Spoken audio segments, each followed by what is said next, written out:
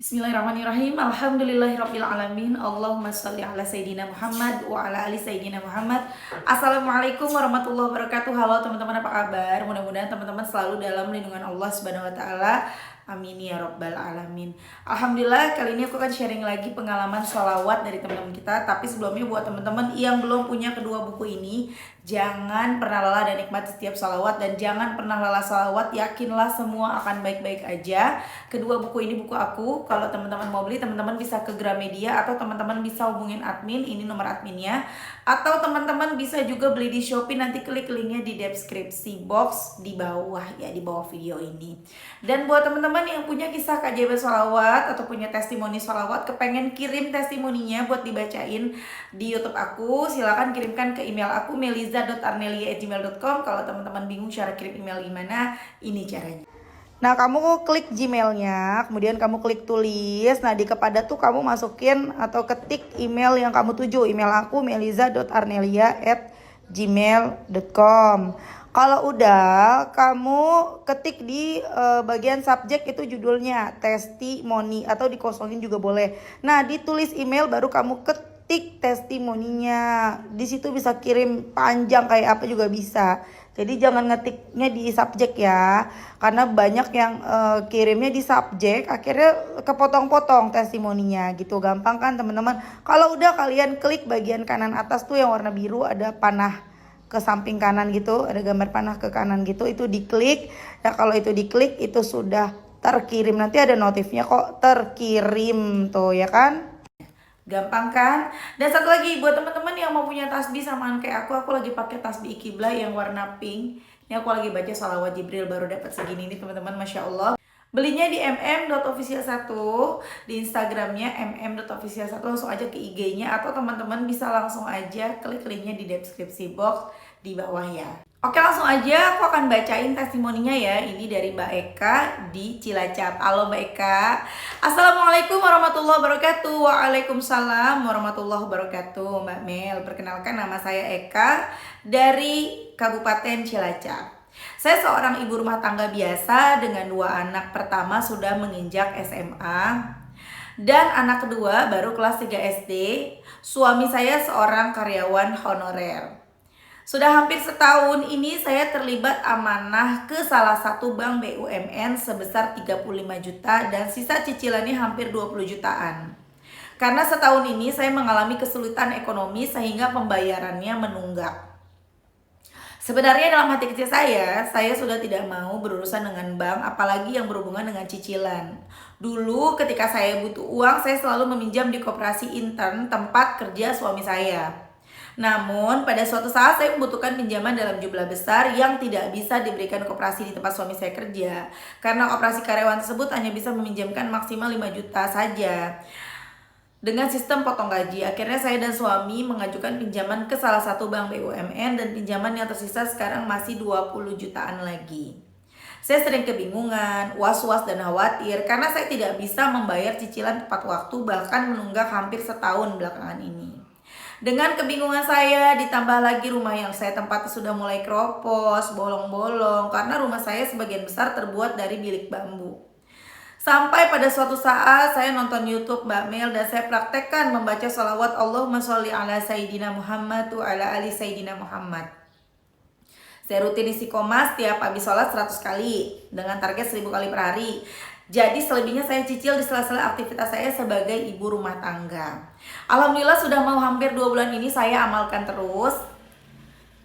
Alhamdulillah hati jadi tenang, tidak ada perasaan was-was atau apapun ketakutan didatangi pihak bank. Karena tiba-tiba saya yakin aja Allah akan menolong melunasi utang saya tepat pada waktunya, entah dengan jalan dan cara apa. Saya nggak tahu, tapi saya yakin sekali Mbak Mel. Dan pada suatu hari saya didatangi pengurus desa setempat. Suami saya disurvei dan akan diajukan sebagai salah satu penerima bantuan program bedah rumah gratis dari pemerintah. Saya terharu Mbak Mel, ya Allah begitu besar kasih sayang Allah kepada umatnya. Teman-teman, aku koreksi sedikit.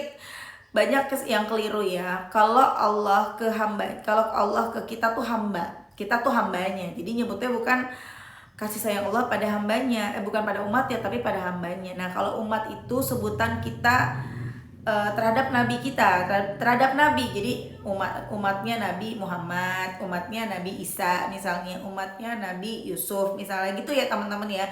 Tapi kalau Allah, kita itu hambanya gitu ya. Lanjut. Allah mendatangkan rizki dari arah yang tidak pernah saya sangka, meskipun rizki tersebut berupa bantuan untuk renovasi rumah dan bukan untuk melunasi hutang saya.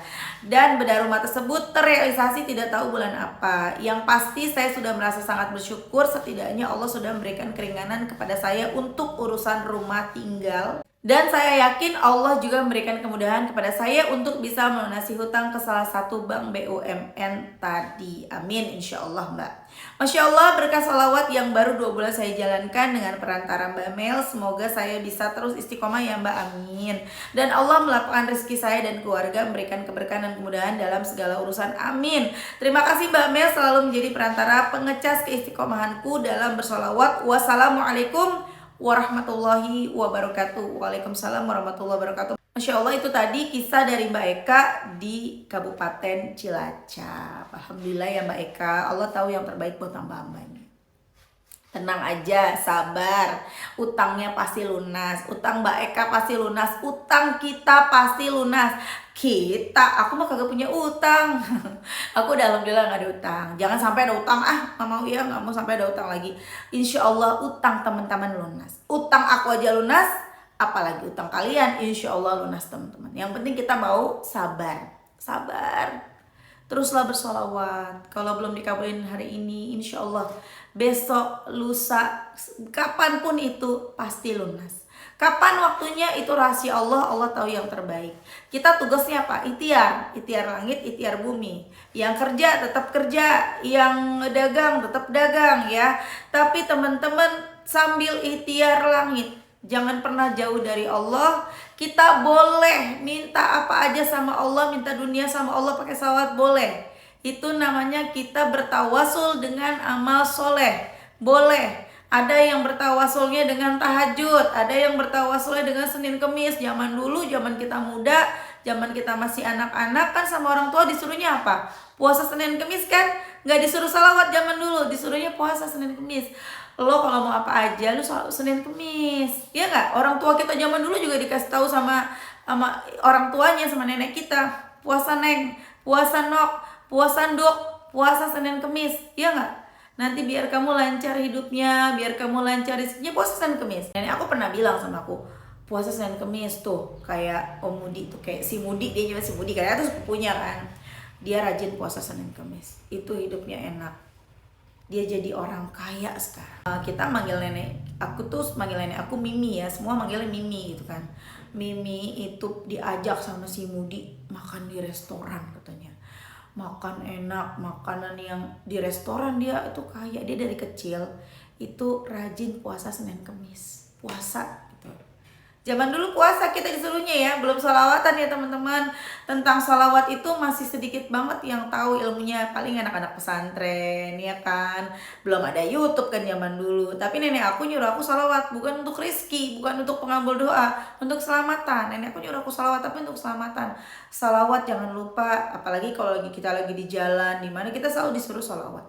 Makanya aku bersolawat bukan karena kepengen ini dan itu. Pada saat itu gak tahu, aku sholawat karena memang ya disuruh salawat aja, nggak tahu artinya apa. Dan Masya Allah ya, insya Allah berkah salawat itu yang mengantarkan aku ada di depan kalian. Ya, aku baca 20 tahun yang lalu. Wih lama juga ya 20 tahun yang lalu ya, Masya Allah banget deh.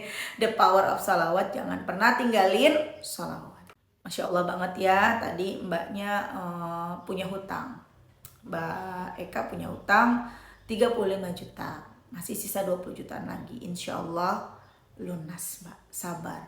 Allah mungkin mau konversi dalam bentuk yang lain nanti dulu. Kamu butuhnya rumah yang nyaman dulu nih. Kalau rumah nyaman, kita sholatnya juga jadi tenang, kita sholatnya jadi nyaman. Betul gak sih teman-teman? Allah pengen kasih Mbak Eka rumah yang nyaman dan aman dulu. Di sini dikabulkan yang ini, bersyukur gak nih? Alhamdulillah Mbak Eka bersyukur. Nanti bertambah lagi tuh, nanti utang kamu akan lunas.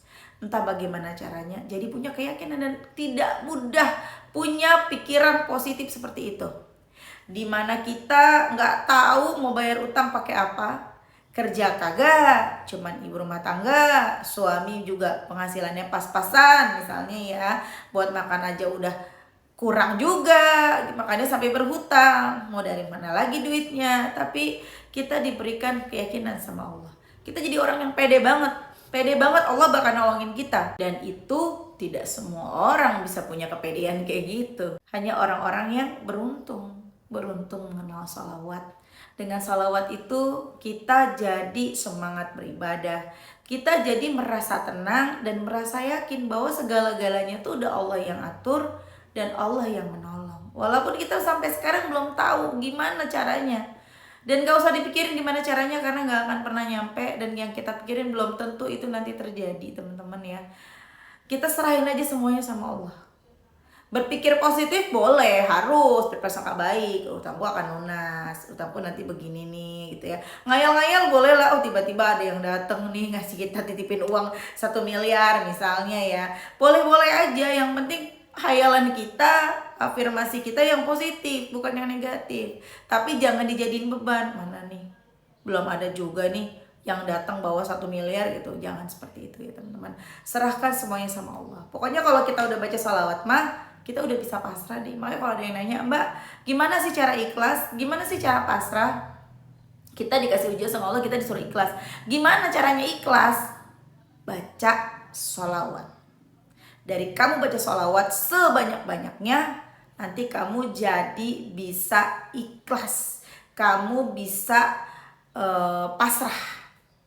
Ya, caranya cuma satu, perbanyak baca sholawat, nanti yang lain akan mengikuti teman-teman. Masya Allah banget deh. Masalah banyak, kok hati tenang. Utang udah jatuh tempo, lo kok hati tenang. Ya gak sih? Dan itu banyak banget terjadi sama orang-orang di sekitar aku dan aku sendiri pastinya. Aku punya cerita juga nih teman-teman soal bedah rumah ini nih. Teman aku sendiri, namanya Ibu Dewi, yang rumahnya dikasih sama mertuanya Ibu Dewi. Tapi memang yang ya begitu, Masya Allah ya teman-teman, disyukuri. Bu Dewi bersyukurlah dengan kondisi rumahnya. Ya berharap pastinya rumah itu akan jadi lebih baik. Kamar mandinya aja lantainya itu masih tanah teman-teman. Kamar mandinya Bu Dewi ini tanah lantainya. Bayangin kalau tanah kita nyiram badan tuh, tanahnya tuh pada lompat-lompat juga ke kaki kita gitu loh teman-teman. Dan di situ anaknya ada 5, banyak. Ya, dan pokoknya cukup sedih lah gitu ya di rumah itu ya teman-teman ya. Tapi Masya Allah, setelah Bu Dewi istiqomah sholawatan, Bu Dewi bacanya yang pendek doang, Shallallahu ala Muhammad. Terus baca aja pokoknya. Namanya anak 5 yang kerja cuman suami. Bu Dewi memang jualan makanan matang. Dan itu juga banyak sekali ujiannya teman-teman ya Bu Dewi itu. Masya Allah, tiba-tiba dapat bedah rumah juga dari pemerintah. Udah jadi rumahnya sekarang, cakep. Rumahnya udah jadi. Alhamdulillah rumahnya itu sekarang jadi luas banget karena memang tanahnya luas ya. Rumahnya jadi luas banget, anak-anaknya pada punya kamar, pokoknya enak banget deh rumahnya. Aku aja seneng, udah gitu di pinggir jalan dan di depan rumah jadi bisa jualan karena udah dirapihin kan. Masya Allah, the power of salawat. Teruslah teman-teman salawat, apa yang menjadi hajat kita insya Allah dijabah sama Allah. Yang penting kita sabar. Baca salawatnya gimana Mbak? Sambil doa, misalnya kita sallallahu ala Muhammad, ya Allah saya pengen ini. Enggak usah begitu. Kalian baca aja salawat. Jadi zikir harian. Jadi aktivitas sehari-hari itu sallallahu ala Muhammad, sallallahu ala Muhammad, sallallahu ala Muhammad. Sambil ngapain aja sallallahu ala Muhammad, sallallahu ala Muhammad, sallallahu ala Muhammad. Kalau baca sallallahu ala Muhammad biasanya hitungan 3. Sallallahu ala Muhammad, sallallahu ala Muhammad, sallallahu ala Muhammad, sallallahu ala Muhammad, sallallahu ala Muhammad, sallallahu ala Muhammad. Itu aku merasa lebih cepat aja gitu. Kadang-kadang dalam hati juga boleh teman-teman.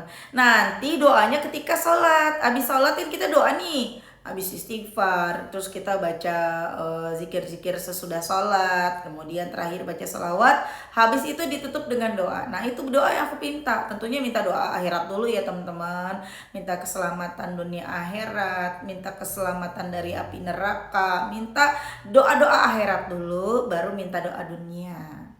Minta sama Allah dimudahkan untuk urusan dunia, untuk urusan rizki, untuk segala urusan, minta kesehatan dan lain-lain. Apa yang menjadi hajat itu diminta pada selesai sholat itu. Itu yang aku lakukan teman-teman. Nanti sambil aktivitas baca sholawat, Masya Allah deh. ya. Mau salawat Jibril, Munjiat, Naria, Adriki, terserah teman-teman. Mau baca salawat Sajaratul Nuqut, terserah, bebas, semua salawat bebas. Seperti mbaknya bacanya Allahumma sholli ala Sayyidina Muhammad wa ala ali Sayyidina Muhammad, itu juga bagus. Semua salawat bagus, tapi yang paling agung gitu ya, satu, salawat Ibrahimiyah. Karena itu salawat yang kita baca ketika sholat, itu yang ada dalam sholat ya, yang diajarkan langsung oleh Rasulullah. Jadi teman-teman, saran dari almarhum Syekh Ali Jaber, baca Ibrahimiyah minimal 10 kali aja sehari, atau 10 pagi 10 sore, jadi pore itu 10 pagi 10 sore, minimal itu. Kita terserah mau baca salawat apa aja, tapi minimal kita baca Ibrahimiyah sehari 10 kali aja ya. Aku juga kalau baca pagi itu aku awali dengan istighfar 100, subhanallah bihamdi 100, salawat Ibrahimiyahnya 10, baru aku baca salawat-salawat yang lain seharian gitu ya. Oke teman-teman, terima kasih udah nonton, semoga bermanfaat dan jadi motivasi buat teman-teman. Kita doakan semoga Mbak Eka dilancarin rezekinya, dikabulkan doa-doanya, diijabah doa-doanya, hutangnya bisa lunas ya Mbak Eka, sabar ya. Dan semoga teman-teman yang pada punya utang juga utangnya segera lunas, doa-doanya segera diijabah sama Allah, amin amin ya rabbal alamin. Assalamualaikum warahmatullahi wabarakatuh.